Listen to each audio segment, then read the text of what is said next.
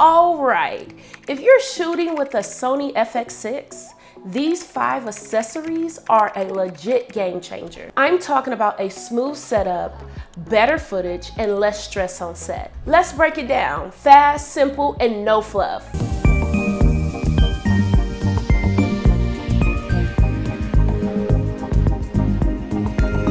Hello everyone, I'm Ashley Zachary. Welcome back to A to the Z Show. I am a filmmaker who loves content.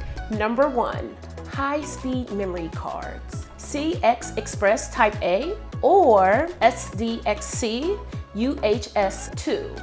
In order for you to shoot in high resolutions and high frame rates, you need a fast memory card because this big body of Sony FX6 already takes a lot of memory, but the faster your memory card goes, the faster it would be in general of operating, right? So you just want to keep that in mind when you are purchasing memory cards, especially for the Sony FX6. The CF Express Type A is one of the best memory cards for unlocking all the features on the Sony FX6. So that's why I will highly recommend that particular memory card, because what's the whole point of buying something that is not as compatible, that is not going to be beneficial, right? We want to buy the things that's going to help us on set. Remember, we want a smooth setup, better footage, and a good breakdown, okay? So that's what you want to do, less stress on set. That's the most important part. So with the CF Express Type A, that will be the best memory card that will unlock all the footages that you need in order for the Sony FX6 to be recorded in. Number 2, V-mount or BPU battery. The FX6 use the BPU battery, which it has a series of the 35 or the 70. However, if you want a longer shoot, you're gonna need to get that V-mount. The V-mount shoots way longer than the actual BPU batteries, right? So we wanna keep that in mind because we want a smooth setup, better footage, and we wanna be able to maximize our time on set, and we wanna have less stress. So with that being said, your batteries, your BPU batteries are going to dissipate, I think maybe in 30 to like an hour, maybe, depending on how many shoots and how long you're keeping the camera on. But your V-mount can last up to 4 hours. So you want to keep that in mind, especially if you got a couple of V-mounts or whatnot to keep your battery pack going for your Sony FX6. That's gonna be the best thing for you, in my humble opinion. Also, your V-mount battery pack, you want to get the adapter so you can have extended power. Number 3, ND filters. Optional if you're not utilizing the one that is built in. The FX6 already have multiple filters built in the actual body of the camera. However, you might want to get a matte box in order to control different settings that are changing quickly. That is just something to keep in mind, especially when you're going into different light situations. Say that we were outside and we were in the car.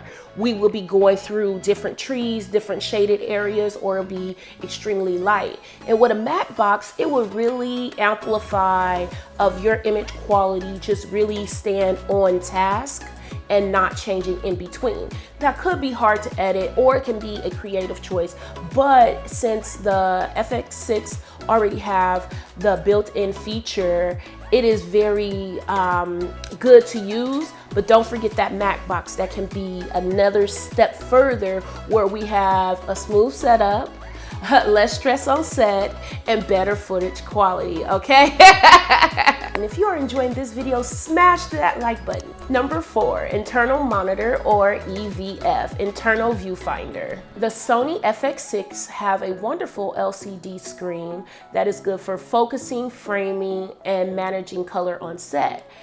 But you gotta think about the cons in that. It's very small, it's little, it's good for good things, so that's why I named those. But for me, I would definitely like the EVF, the electrical viewfinder. So I would like a bigger monitor so that I can focus for things on set. A bigger screen makes it easier to focus on detail.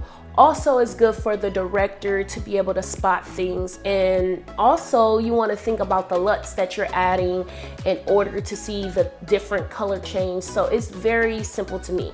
I definitely would like to do a monitor, but kudos to you, the way you like to do it. It's not about that. It's about what makes it easier for you on set. Remember, we want to have an easy setup, better footage quality, and less stress on set, okay? Number 5, rigging and supportive gear.